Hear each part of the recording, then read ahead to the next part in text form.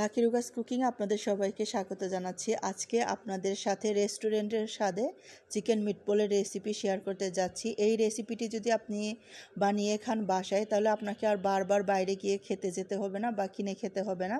ছোট বড় সবারই খুব পছন্দ হবে। একদম রেস্টুরেন্টের ফ্লেভারটাই আপনি পাবেন। রেস্টুরেন্টের থেকেও বরং আরও নিরাপদ এবং আরও বেশি স্বাস্থ্যকর।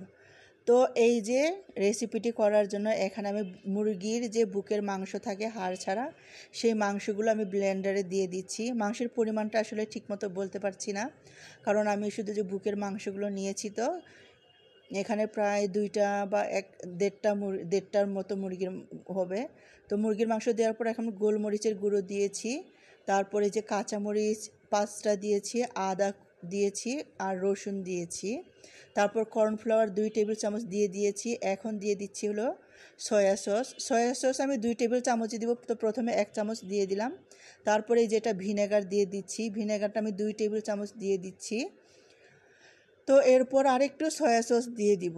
তো লবণটা দিয়ে দিলাম, লবণটা দেওয়ার পরে সয়া সসটা দিয়ে দিলাম। লবণটা কিন্তু স্বাদ মতো দিতে হবে, একটু কম দিতে হবে, কারণ সয়া সসটা একটু সল্টি। তো এই যে খুব সুন্দর করে এটা ব্লেন্ড করে নিয়েছি, একদম মিহি হয়ে গেছে, কোনো টুকরো বা দানা থাকবে না, এরকম করে ব্লেন্ড করে নিয়েছি। এটা এখন একটা বোলে নিয়ে নিব। এইখানে যে উপকরণগুলো আমি দিয়েছি, অবশ্যই সেই সব উপকরণগুলো দেওয়ার চেষ্টা করবেন, তাহলে আপনি একদম রেস্টুরেন্টের ফ্লেভারটা পাবেন। আদা এবং রসুন বাটা দেওয়ার থেকে আপনি যদি এরকম আস্ত দিয়ে একসাথে ব্লেন্ড করে নেন, সেটা বরং আরও বেশি ফ্লেভার দেবে। সবসময় কিনে খাওয়াও সম্ভব না, আর কিনে খাওয়ার মধ্যে একটা সংকোচ থেকে যায়, কিন্তু এটা আপনি নির্দ্বিধায় বাসায় বানিয়ে খেতে পারবেন। খেয়ে যেমন তৃপ্তি পাবেন, ঠিক তেমনি একটা সাশ্রয়ী রেসিপি। রেস্টুরেন্টে এইটুকু খাবার কিনে খেতে হলে আপনাকে যে খরচটা করতে হবে, কিন্তু আপনাকে এটা করতে হবে না। তো সবগুলো বেলে নিয়ে ঢেলে নিয়ে এই যে একই ব্লেন্ডারে আবার আমি পাউরুটির 2টো টুকরো দিয়ে দিলাম। কম বেশি নিতে পারেন, আমি আপাতত 2টো টুকরো দিয়েছি। এটা একটু ব্লেন্ড করে নিব। এটা হলো বাইন্ডিংসের কাজ করবে। এখানে কর্নফ্লাওয়ার আর পাউরুটিটা বাইন্ডিংসের কাজ করবে। তো আমি পুরোটা কর্নফ্লাওয়ার না নিয়ে একটু পাউরুটি নিয়েছি। আপনারা শুধু কর্নফ্লাওয়ার বা কর্নফ্লাওয়ার বদলে আটা ময়দা এগুলো নিতে পারবেন পাউরুটির বদলে, কিন্তু পাউরুটি নিলে স্বাদটা অনেক বেশি ভালো পাবেন। তো ওই যে আমি পাউরুটি দেওয়ার পর আমি একটা ডিমটাও নিয়ে নিলাম। এটা আরও ভালো বাইন্ডিংয়ের কাজ করবে আর একটু সফট করবে। তো আমি প্রথমে চামচ দিয়ে মাখানোর চেষ্টা করেছিলাম, কিন্তু পরে দেখলাম যে না, হাত দিয়ে মেখে নিলে ভালো হবে। তো হাত দিয়ে খুব ভালো করে এটাকে মেখে এখন এটা পছন্দসই যে কোনো সাইজ করে নিতে পারবেন।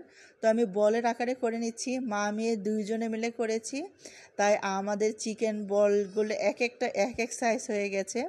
সাইজ যেরকমই হোক, খেতে ভালো হয়েছে, এটা হলো আসল কথা। আপনারা আমার থেকেও আরও সুন্দর করে বল করে নেবেন, কারণ আমরা যেটা করি, ভিডিও করতে গেলে একটু বেশি পরিশ্রম করতে হয়।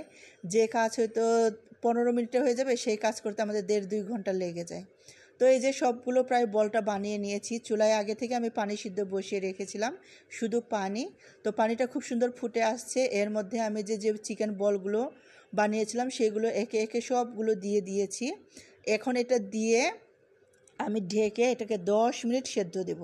কোনো কিছু দেওয়া হয়নি, কিন্তু 10 মিনিট সেদ্ধ দিলে এটা হয়ে যাবে। এটা সেদ্ধ না দিয়ে সরাসরি আপনি ভেজে খেতে পারবেন, আবার সেদ্ধটাও খেতে পারবেন। সেদ্ধ দিলে যেটা হবে, এটা আপনি ফ্রোজেন করে রেখে দিতে পারবেন। বাচ্চারা বা নিজেরা যখন তখন এটাকে নামিয়ে ভেজে খেতে পারবেন। সেজন্য মূলত এটা আমি সিদ্ধ দিয়েছি, নতুবা এমনি সরাসরি তেলে ভেজে খাওয়া যেত।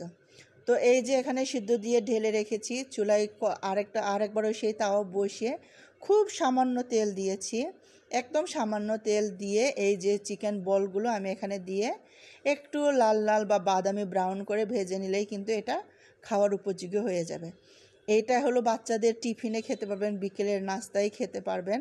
মূলত এটা আমি বাচ্চাদের আবদারে বানিয়েছি, ওরা স্কুলের টিফিনেও নিতে চাচ্ছে। তো যেদিন বানিয়েছি সেদিন এইটুকু আমরা ভেজে খেয়েছিলাম। তো আশা করি রেসিপিটি ভালো লেগেছে। অবশ্যই বানিয়ে খাবেন। সবার জন্য শুভকামনা।